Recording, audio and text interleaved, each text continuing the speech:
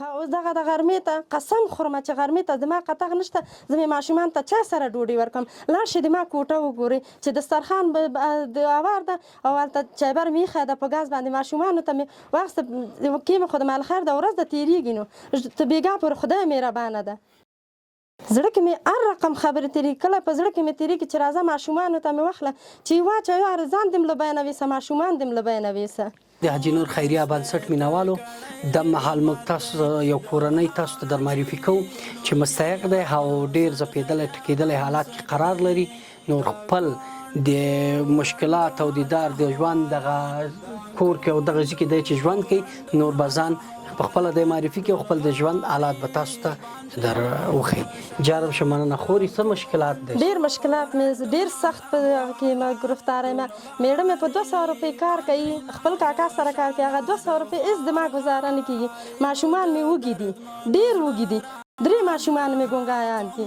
ډېر وضعیت مې خراب ده وروره، ډېر څه درته وایم. دا 3 ماشومان چې الله تعالی ګونګي درکړي او میزوب درکړي د نورو بچیان چې ته ګورې روغ رمټ ښه ژوند تېروي څه احساس کوې؟ ډېر ځورېږم، ډېره ځورېږم. زه له سل نه وړکه یم خو داسې زړه کړم دا ماشومان مې دا نیستي مې ډېره زه زړه کړم. بیخي زړه کې مې هر رقم خبرې راځي. د خلکو ماشومان ګورم، د خلکو کور ګورم، د خلکو ژوند ګورم. ډېر مې زړه اوبه کېږي وروره، زه زیات مې زړه اوبه کېږي چې څه درته ووایم. د خلکو زامن چې ته ګورې مکتب ته ځي او ښه بیکونه یې اچولي او روغ رمټ یا رنځور نه دي یا ګونګي نه دي یا کاڼه نه دي، نو په هغې وخت کې ته څه احساس کوې؟ زه دا احساس کوم چې کاشکې د ما ماشوم هم جوړ وای، د ما ماشوم به هم تللی وای، کاشکې زندګي مې جوړه وای چې ما مې ماشوم ته ښه بوټان اخیستی وو، ښه جمپر به یې و، ښه بیکه به یې وه، ښه مکتب ته به تللو، پیسې مې درلودلې، مصرف به مې په دې کړی و.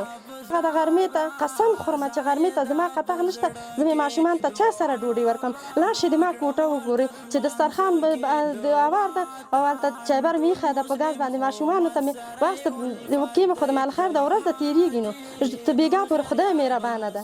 زړه کې مې هر رقم خبرې تېرېږي. کله په زړه کې مې تېرېږي چې راځه ماشومانو ته مې واخله چې واچوي ځان دې له بیانه ویسه ماشومان دې له بیانه ویسه.